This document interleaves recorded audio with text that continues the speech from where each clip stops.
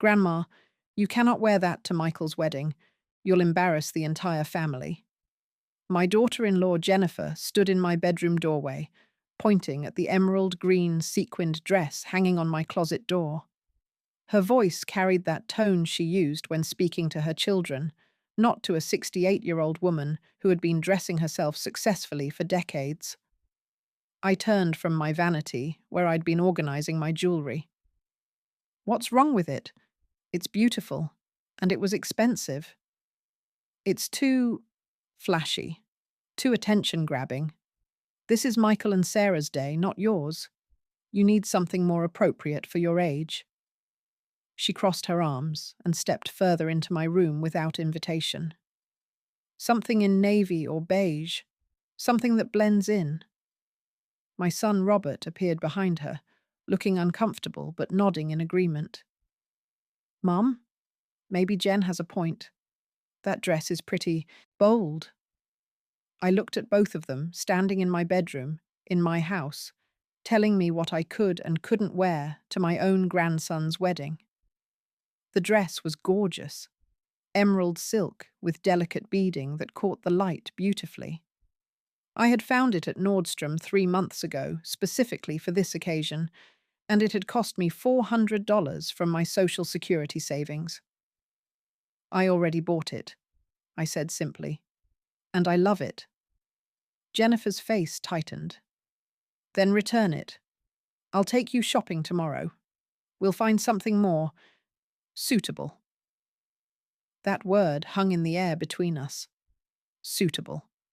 As if I were a problem to be managed, rather than the groom's grandmother who deserved to look beautiful at his wedding. I'm wearing this dress, I said firmly. Robert stepped forward. Mum, please, don't make this difficult. It's just one day. Can't you compromise?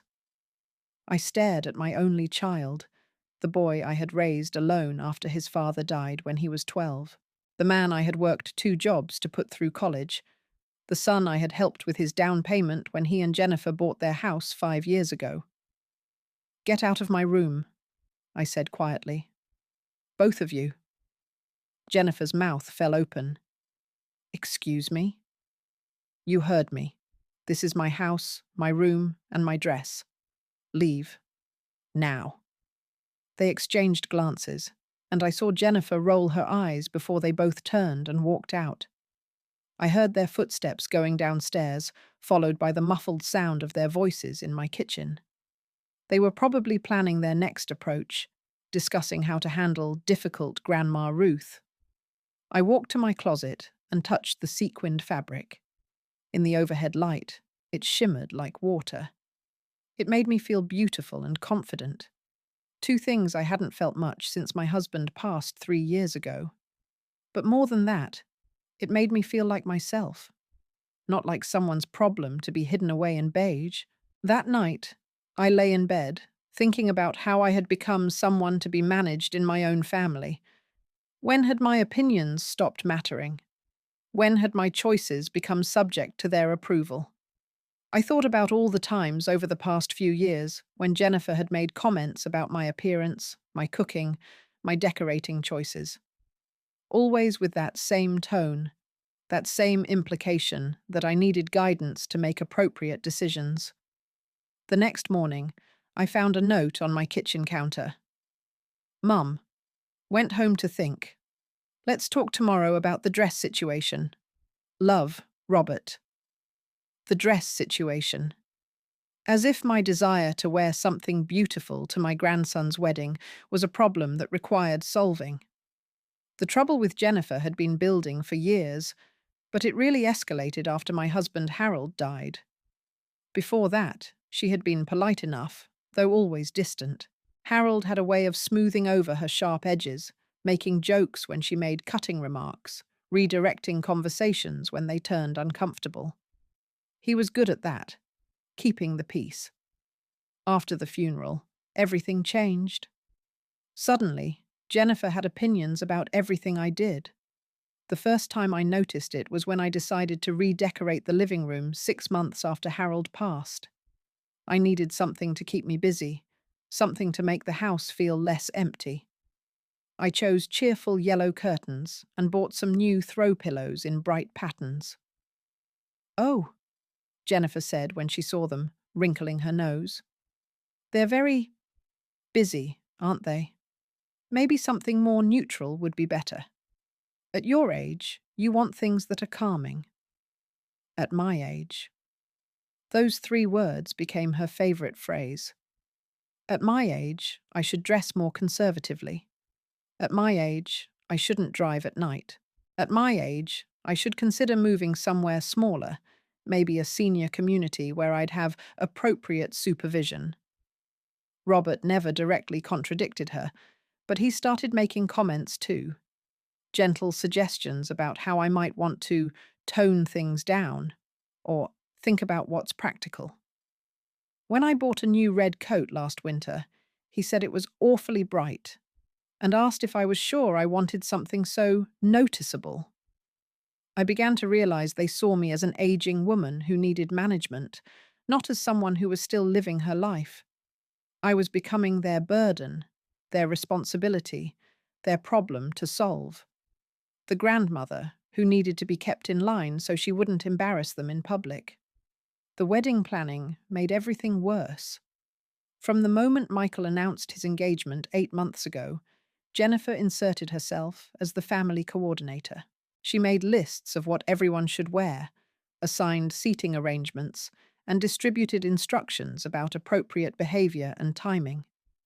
She created a group text message for family coordination that included Robert, Michael, Sarah, and herself. I wasn't included. When I asked Robert about it, he said, "Oh, that's just wedding logistics stuff. Jennifer's good at organizing. She's just trying to help everyone stay on the same page." But I noticed they discussed everything in that text chain. Who was bringing what dishes to the rehearsal dinner, what time we should all arrive at the church, even what colors we should avoid so we wouldn't clash with the wedding party. I heard about these discussions secondhand, usually when Robert would casually mention, "Oh, by the way, Jen said to tell you." 3 months before the wedding, I suggested having a small family dinner to celebrate the engagement. I offered to cook, pot roast with all the sides, Harold's favorite meal, and something I'd been making for 40 years. Jennifer immediately took over the planning. "Actually, Ruth, why don't I handle the cooking? You can just relax and enjoy being a guest. I'll do something lighter. Maybe that quinoa salad everyone's been talking about. Much better for everyone's health." She said it like she was doing me a favor, but what she was really saying was that my cooking wasn't good enough anymore. That my pot roast, which had fed this family for decades, was somehow inadequate for celebrating my grandson's engagement. The dinner was held at my house, but it felt like Jennifer's event. She brought her own dishes, rearranged my furniture to improve the flow, and spent the evening directing conversations and making sure everyone knew she had organized everything. I felt like a guest in my own home. That's when I started to understand what was happening. I wasn't being included in the family planning, I was being managed by it. Every decision about family events went through Jennifer first. Every suggestion I made was politely redirected or ignored. I had become the elderly relative who needed to be handled carefully so she wouldn't cause problems. The dress shopping incident happened 2 weeks before the wedding. Jennifer had volunteered to take me shopping, and I foolishly thought it might be a bonding experience. We could spend some time together, maybe find some common ground. Instead, she steered me directly to the section of the department store where they kept what I call invisible clothes. Shapeless dresses in grey and navy and brown, designed to help older women fade into the background. Everything she pulled off the rack looked like something you'd wear to a funeral, not a celebration. "These are perfect for you," she kept saying. "Very age-appropriate, very elegant." I tried on dress after dress that made me look like I was disappearing into myself. When I suggested looking at something with more color or style, Jennifer would shake her head and say, "Oh, That's not really for someone your age. You want to look dignified. Dignified. Another one of her code words, like suitable and appropriate. What she really meant was invisible, forgettable, safely tucked away where I couldn't possibly draw attention from the younger, more important people. That's when I decided to shop for myself. I went to Nordstrom alone the next day and found the emerald dress. The moment I put it on, I knew it was perfect. It fit beautifully.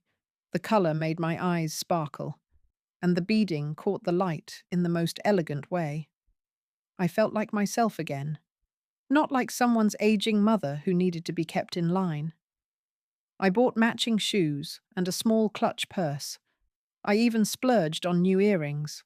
For the first time in months, I was excited about something. I was going to look beautiful at my grandson's wedding.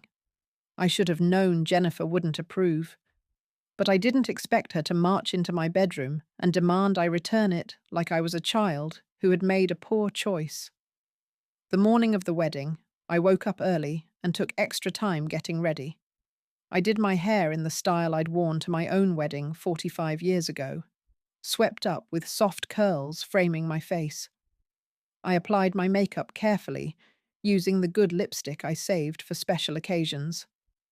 When I put on the emerald dress, I looked in the full-length mirror and smiled. I looked beautiful. Not beautiful for my age, just beautiful. Robert and Jennifer arrived at 10 to drive me to the church. The ceremony wasn't until 2, but there were photos scheduled beforehand. When I opened the door, Jennifer's face immediately hardened. "Ruth, you didn't," she said, looking me up and down with obvious disapproval. "Didn't what?" I asked, though I knew exactly what she meant. "We talked about this. We agreed you were going to wear something more appropriate." "You talked about it. I never agreed to anything." I picked up my purse and wrap. "Shall we go?" Robert looked between us uncomfortably. "Mom, maybe you could just, I don't know, tone it down a little? Maybe lose some of the jewelry?" I was wearing Harold's mother's pearl necklace and the emerald earrings I'd bought to match the dress. Nothing flashy or inappropriate, just beautiful accessories that complemented the outfit. "I'm not changing anything," I said firmly. "Let's go, or we'll be late for photos." The drive to the church was tense and silent. Jennifer kept turning around from the front seat to stare at me, shaking her head in obvious frustration. Robert gripped the steering wheel and avoided eye contact in the rearview mirror. When we arrived at the church, I could see the bridal party gathering for photos on the front lawn. Michael looked handsome in his black tuxedo, and Sarah was radiant in her white gown. She had always been sweet to me, unlike some people in the family. The moment Michael saw me getting out of the car, his face lit up. "Grandma Ruth, you look absolutely stunning. That dress is gorgeous." He came over and gave me a hug, spinning me around slightly. "Seriously, you look amazing. That color is perfect on you." I felt a warmth spread through my chest. This was exactly the reaction I'd hoped for. Genuine appreciation, not judgment or management. Sarah rushed over next. "Oh my goodness, Ruth. You look like a movie star. I love that dress so much. Where did you find it?"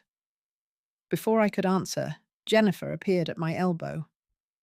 "She found it at Nordstrom," she said in a tight voice. We tried to convince her it was a bit much for the occasion, but— "A bit much?" Sarah interrupted, looking genuinely confused. "It's perfect. Ruth, you're going to be the most elegant grandmother at this wedding." I saw Jennifer's jaw clench, but she forced a smile. "Well, I just thought something more traditional might be better." "Traditional is boring," Michael said, keeping his arm around my shoulders. "Grandma, you look fantastic. I'm proud to have you as my grandmother." The photographer called everyone over for family photos. As we arranged ourselves, I noticed Jennifer positioning herself in a way that partially blocked me from the camera's view. When I moved to step forward, she moved with me, always managing to keep herself between me and the lens. "Jennifer," the photographer said after a few shots, "could you move just a little to your left? I'm having trouble getting everyone in the frame." "Oh, of course," Jennifer said, but she barely moved. "Is this better?" I stepped around her entirely and moved to stand next to Michael. "How about this arrangement?" I suggested. The photographer smiled. "Perfect. That's much better. Ruth, that dress photographs beautifully."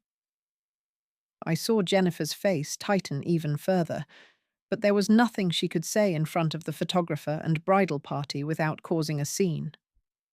During the ceremony, I sat in the front row on the groom's side, as was traditional for the grandmother.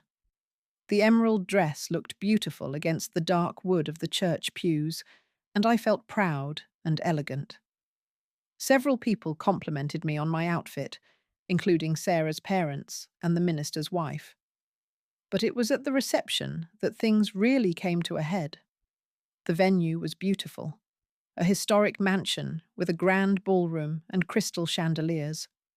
The tables were set with white linens and silver accents, and everything looked elegant and festive. I was seated at the family table, which included Robert, Jennifer, Michael's siblings, and a few close family friends. The meal was lovely, and I was enjoying the conversation with the other guests. Several people commented on how beautiful I looked, how elegant my dress was, and how proud Michael must be to have such a stylish grandmother. Each compliment seemed to make Jennifer more irritated. I could see her forced smiles getting tighter, her responses becoming shorter and sharper. When Sarah's aunt mentioned that she loved my dress and asked where I'd found it, Jennifer jumped in before I could answer. "Oh, Ruth has very bold taste in clothes," she said with a laugh that didn't reach her eyes. We tried to convince her to go with something more understated, but she had her heart set on making a statement. The way she said, "making a statement," made it sound like I had deliberately tried to upstage the bride, which was absolutely not the case. I had simply wanted to look beautiful at my grandson's wedding. "Well, I think it's wonderful," Sarah's aunt replied. "Too many older women try to fade into the background. Good for you for wearing something that makes you feel fabulous." I saw Jennifer's nostrils flare slightly, but she managed to keep smiling. Then came the dancing. The band announced the traditional first dances, bride and groom first, then the groom with his mother, then the bride with her father. But as they were announcing the sequence, Michael appeared at my elbow. "Grandma," he said, extending his hand, "would you dance with me? Before I dance with Mom? I want my favorite girl to have the first dance." My heart melted. Michael had always been special to me, my first grandchild, born when I was 45, and still young enough to really enjoy being a grandmother. I had babysat him countless times, taught him to bake cookies, taken him to movies and museums. We had a bond that went beyond the typical grandmother-grandson relationship. "I would be honored," I said, taking his hand. As we walked onto the dance floor, I heard Jennifer's sharp intake of breath behind me. This was clearly not part of her carefully orchestrated plan for the evening. The bride's father was supposed to dance with the groom's mother, not the grandmother. But Michael had made his choice, and there was nothing she could do about it without causing a scene that would embarrass everyone. The band began playing "The Way You Look Tonight," and Michael swept me onto the floor. He was an excellent dancer, something I had taught him when he was 12 and worried about school dances. We moved together beautifully, and I could feel the eyes of the entire reception watching us. "You really do look amazing tonight, Grandma," Michael said as we swayed to the music. "I'm sorry if anyone made you feel like you shouldn't wear that dress. It's perfect." And you're perfect. I felt tears prick my eyes. Thank you, sweetheart.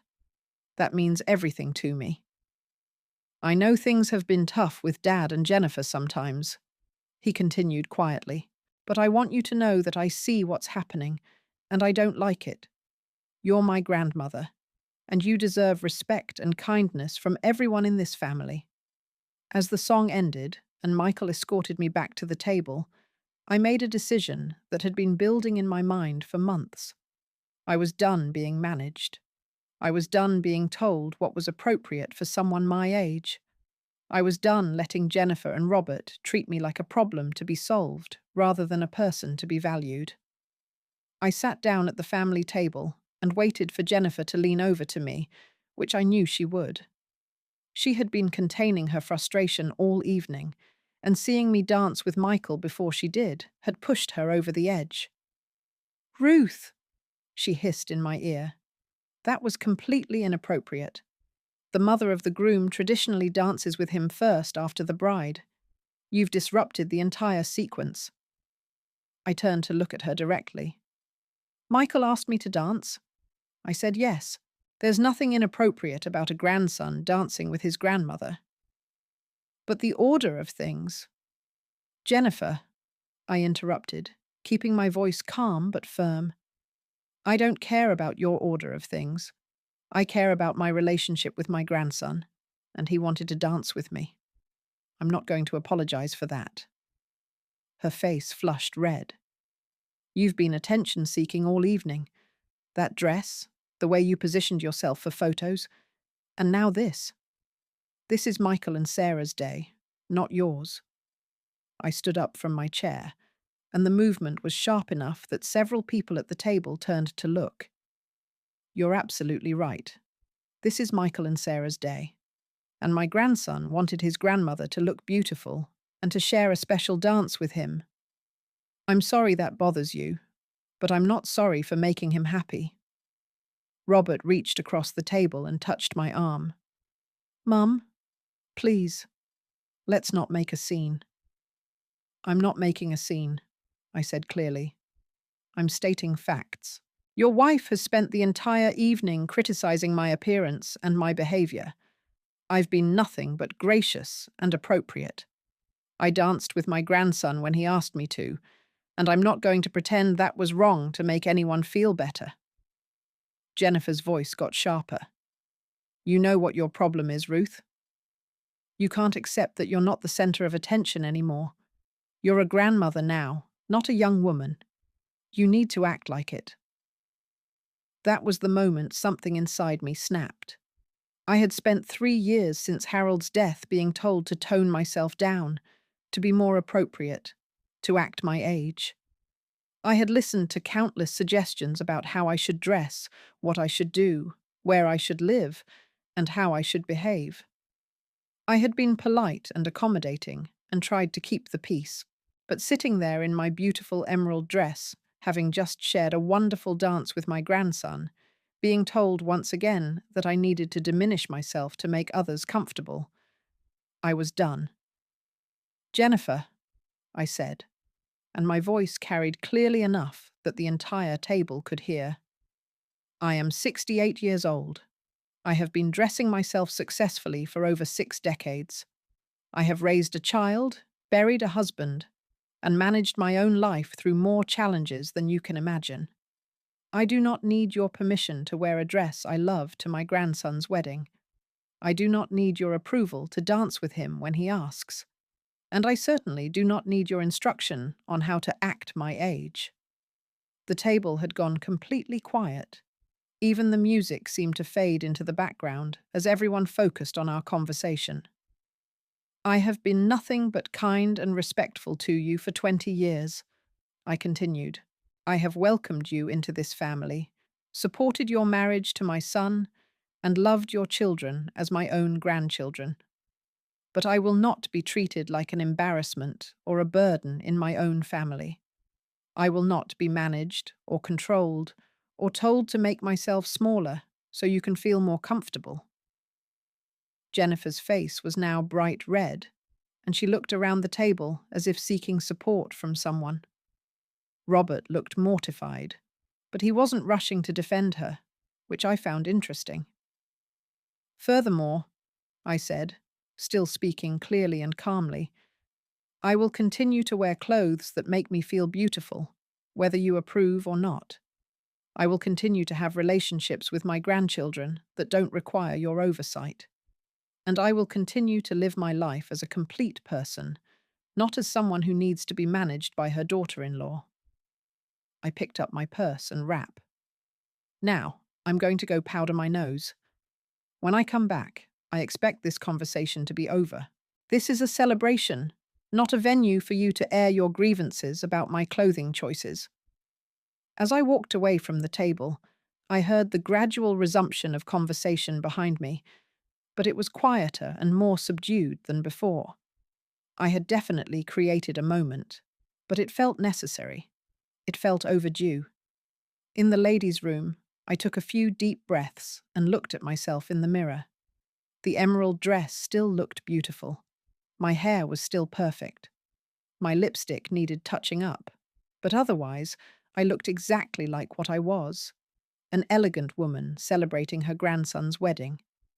Sarah's mother appeared in the mirror behind me, touching up her own lipstick. "Ruth," she said quietly, "I hope you don't mind me saying, but good for you. I heard what you said to Jennifer, and you were absolutely right. You look stunning tonight, and Michael was beaming when he danced with you. Don't let anyone make you feel bad about that." When I returned to the table, the atmosphere had completely shifted. Jennifer was no longer sitting in her original seat.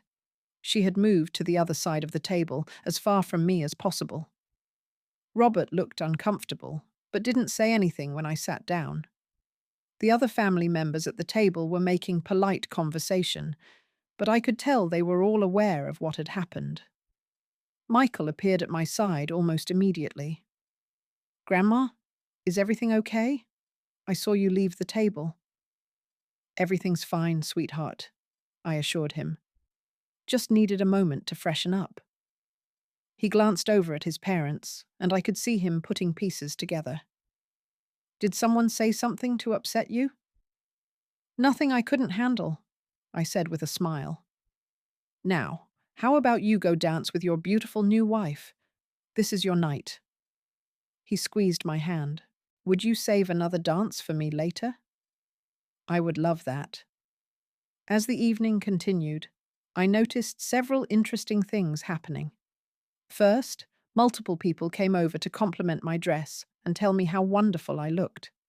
Sarah's family, in particular, seemed to go out of their way to include me in conversations and make sure I felt welcomed and appreciated. Second, Michael made a point of checking on me throughout the evening. He introduced me to several of his friends as my amazing grandmother, brought me champagne, and made sure I was included in group photos with his college buddies and work colleagues. Third, and most telling, Jennifer avoided me completely for the rest of the reception. She didn't speak to me again, didn't make eye contact, and seemed to arrange herself so we were never in the same conversational group. Robert, meanwhile, hovered nearby, looking anxious, but he didn't try to mediate or convince me to apologize. Around 10 o'clock, as the reception was winding down, Sarah came over and sat in the chair next to mine. "Ruth," she said, taking my hand, "I want to thank you for being here tonight and for looking so beautiful. That dress is absolutely gorgeous, and I love that you chose something that makes you feel amazing." "Thank you, dear. That means so much to me." "I also want you to know," she continued, lowering her voice slightly, "that Michael and I noticed some tension at the family table tonight. I don't know what was said, but I want you to know that we think you handled yourself with grace and dignity. You shouldn't have to dim your light to make other people comfortable." I felt tears prick my eyes again. "You're very kind, Sarah. Welcome to the family. I'm so happy you and Michael found each other." She hugged me tightly. "I'm happy to be part of a family that includes someone as strong and elegant as you." When it was time to leave, Michael and Sarah made their rounds, saying goodbye to everyone. When they got to me, Michael pulled me aside. "Grandma, I heard what happened at dinner from one of my cousins. I'm sorry if anyone made you feel bad about how you looked tonight, or about dancing with me. You were perfect, and I was proud to have everyone see what an amazing grandmother I have." "Michael," I said, "I need you to know something. I love your parents, but I won't be treated like a burden or an embarrassment anymore. Tonight was a turning point for me. I hope that doesn't cause problems for you and Sarah." He shook his head firmly. "It won't cause problems for us. And honestly, it's about time someone stood up to that kind of treatment. You deserve respect, especially from family." Robert and Jennifer gave me a stiff goodbye, and the ride home was silent. When we arrived at my house, Robert walked me to the door. "Mum," he said hesitantly, "about tonight." "What about it?" I asked. "Maybe we could all just start fresh. Put tonight behind us and move forward?" I looked at my son, really looked at him. He was asking me to pretend nothing had happened, to go back to being managed and criticized and told what was appropriate for my age. He was asking me to continue accepting disrespect in the name of keeping peace. "Robert," I said gently, "I love you. You're my son, and nothing will ever change that. But I won't pretend tonight didn't happen. Your wife has been treating me poorly for years, and you've allowed it because it was easier than addressing the problem. Tonight, I addressed it myself. She was just trying to help." "No," I interrupted. "She was trying to control me. There's a difference. I won't be controlled anymore. Not by her, and not by anyone else. If that makes family gatherings uncomfortable, then maybe we need to talk about why respecting me is such a difficult concept." He looked at me for a long moment, and I could see him processing what I'd said. Finally, he nodded slowly. "I'll talk to Jennifer," he said. "Maybe we can work something out." "You can talk to her," I agreed. "But I'm not negotiating about my right to be treated with respect. That's not up for discussion." The next morning, I woke up feeling lighter than I had in months. I made myself coffee, sat on my back porch in my bathrobe, and reflected on the previous evening. I had no regrets about what I'd said or how I'd handled the situation. For the first time in years, I had stood up for myself clearly and firmly. Around noon, my phone rang. It was Michael. "Grandma, I wanted to call and check on you. How are you feeling today?" "I'm feeling wonderful, sweetheart. How are you and Sarah? Are you ready for your honeymoon?" "We're great. We fly out tomorrow morning. But I wanted to talk to you about last night." My heart sank slightly. Had Jennifer gotten to him? Had I embarrassed him after all? "Sarah and I talked about everything that happened," he continued, "and we both want you to know that we're proud of you for standing up for yourself. We also want you to know that going forward, you'll always be welcome at our events exactly as you are. You don't need anyone's permission to look beautiful or to be yourself." Relief flooded through me. "Thank you, Michael. That means everything to me." "There's something else," he said. "Dad called me this morning. He apologized for how Mum treated you and said he's going to have a serious conversation with her about respecting you. I think last night was a wake-up call for him too." "I hope so," I said. "I love your father, but I can't continue being treated like I'm someone's problem to manage." "You shouldn't have to. You're not a problem, Grandma. You're a strong, beautiful, independent woman who deserves respect from everyone in this family." 3 days later, while Michael and Sarah were on their honeymoon in Italy, Robert came to my house alone. He looked tired and somewhat sheepish. "Mum, can we talk?" I invited him in and made coffee. We sat at my kitchen table, the same table where he'd done homework as a child, where we'd had countless conversations over the years. "I owe you an apology," he began. "I've been thinking about what you said the other night, and you were right. Jennifer has been treating you poorly, and I've been allowing it because it was easier than dealing with the conflict." I waited for him to continue. "I talked to her about it, and it didn't go well initially. She felt like you had embarrassed her in front of everyone, and she was angry that I was taking your side." "I wasn't trying to embarrass anyone," I said. "I was trying to establish some boundaries about how I expect to be treated. I know that now, and I told Jennifer that. I also told her that if she can't treat you with respect, then we're going to have bigger problems in this family." I was surprised by his firmness. What did she say to that? "She was upset at first. She said she was only trying to help you make good choices. But when I pointed out specific examples of how she talks to you and treats you, she started to see the pattern." He paused. "She also said some things about feeling like you don't like her, and that she's been defensive because of that." "Robert," I said carefully, "I've always tried to be welcoming to Jennifer. If she felt disliked, it might have been because I stopped responding positively to being criticized and managed all the time.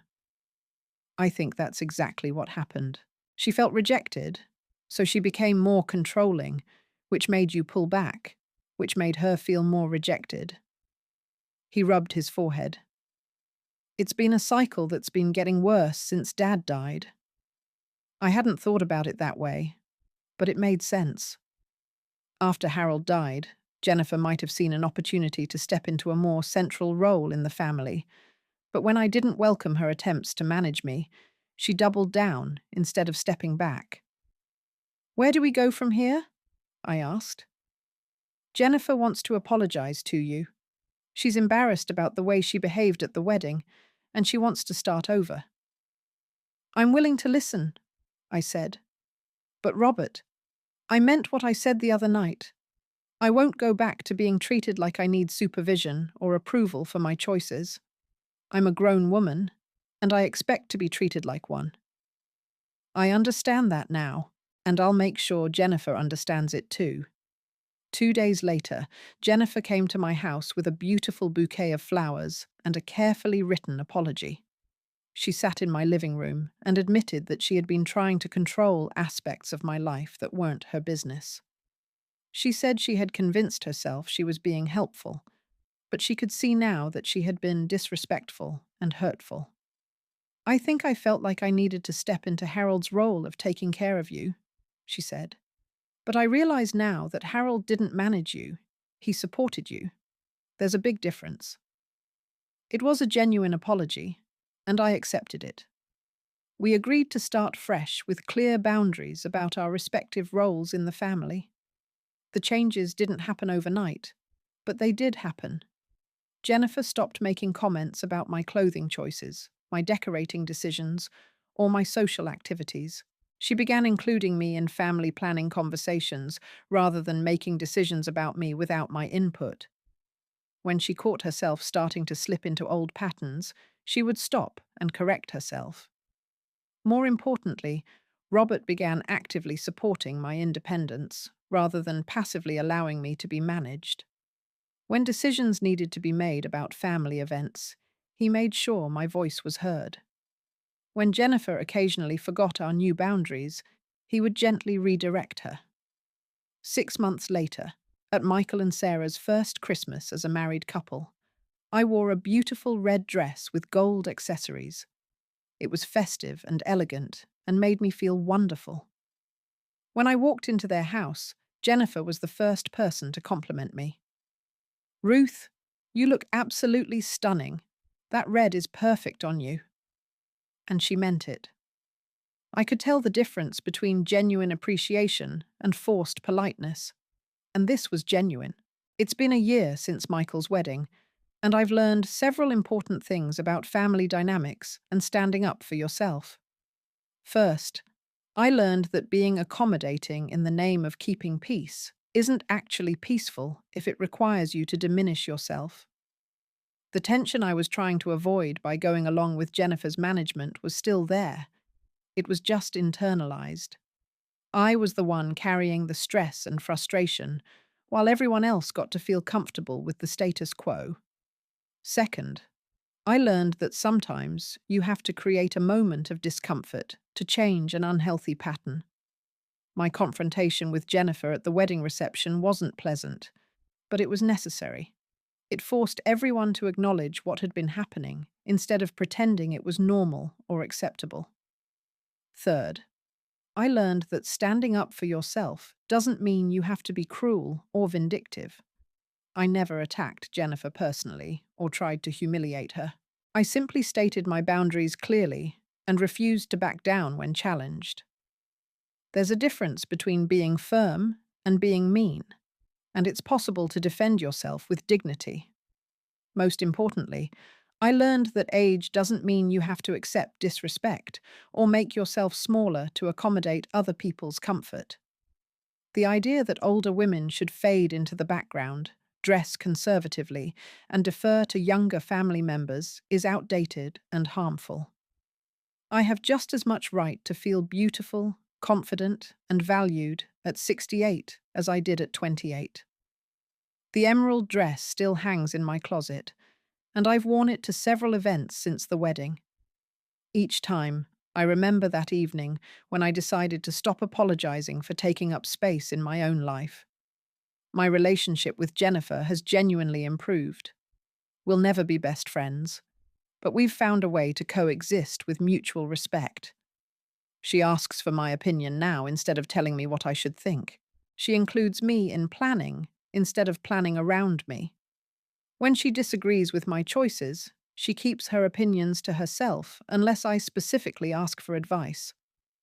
Robert has become more protective of our relationship and more aware of family dynamics.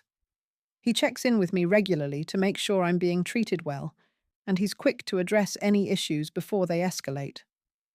I think seeing me stand up for myself reminded him that I'm still a strong, capable woman who deserves respect, not just his mother who needs care. Michael and Sarah have made me feel more valued and included than I've felt in years. They seek out my advice, invite me to join them for dinners and events, and treat me like a vital part of their lives rather than an obligation. Sarah often tells people about her glamorous grandmother-in-law, and Michael still talks about our dance at his wedding as one of his favorite memories from that night. I've also made changes in other areas of my life. I joined a book club at the library, where I've met several women my age who refuse to act invisible just because society expects it. I started taking a watercolor class and discovered I have some artistic talent I never knew about. I even went on a cruise with my sister last month, something I had wanted to do for years but kept putting off because I thought I was too old for solo travel adventures. The most important change is internal. I no longer automatically defer to other people's opinions about what's appropriate for my age or situation. When I want to try something new, wear something bold, or make a decision that others might question, I ask myself what I want to do, not what others expect me to do. Last month, I bought a bright purple coat that makes me smile every time I put it on. When I wore it to church, several people complimented me on how vibrant and stylish it looked. One woman my age said, "I wish I had the confidence to wear something that bold." I told her she could develop that confidence. It just takes practice saying no to other people's limitations. I think about that often now. How many women my age are walking around in beige and navy, not because they love those colors, but because someone convinced them that bright colors are inappropriate for older women? How many are staying home instead of traveling because they think adventure is for younger people? How many are keeping their opinions to themselves because they've been told that grandmothers should be seen and not heard? The night of Michael's wedding, when I put on that emerald dress and decided to wear it regardless of Jennifer's disapproval, I wasn't just choosing an outfit. I was choosing to remain visible, to take up space, to refuse to disappear just because I had reached a certain age. I was choosing to still be Ruth, not just Robert's mother or Michael's grandmother or Harold's widow, but Ruth, a woman with her own style, her own opinions, her own right to feel beautiful and confident and valued. That dress became a symbol of something much bigger than fashion. It represented my refusal to be managed, diminished, or controlled by other people's comfort levels. It represented my decision to keep living fully instead of just existing quietly. When people ask me now about that night at the wedding, I tell them it wasn't really about the dress at all. The dress was just the catalyst. It was about a woman deciding she wasn't going to apologize for being herself anymore. I'm 69 now, and I plan to keep making that choice every day for as long as I'm able. I plan to keep wearing colors that make me happy, speaking up when I have something to say, and taking up exactly as much space in this world as I deserve, which is just as much as anyone else. The emerald dress taught me that there's nothing inappropriate about an older woman who refuses to fade into the background. There's nothing unseemly about a grandmother who still wants to feel beautiful. There's nothing wrong with a woman my age who expects to be treated with respect and consideration. If anything, these things become more important with age, not less. We've earned the right to be comfortable in our own skin, to make our own choices, and to be valued for who we are, rather than judged for who we're not anymore. I keep the emerald dress in the front of my closet now, where I can see it every morning. It reminds me that I have the right to shine, regardless of what anyone else thinks is appropriate for my age. And I intend to keep shining in emerald green and bright purple and whatever other colors make me feel alive for as long as I'm here. After all, I've spent almost 70 years on this earth learning how to be myself. I'm not about to stop now just because someone thinks I should blend into the background. The background is no place for a woman who still has living to do.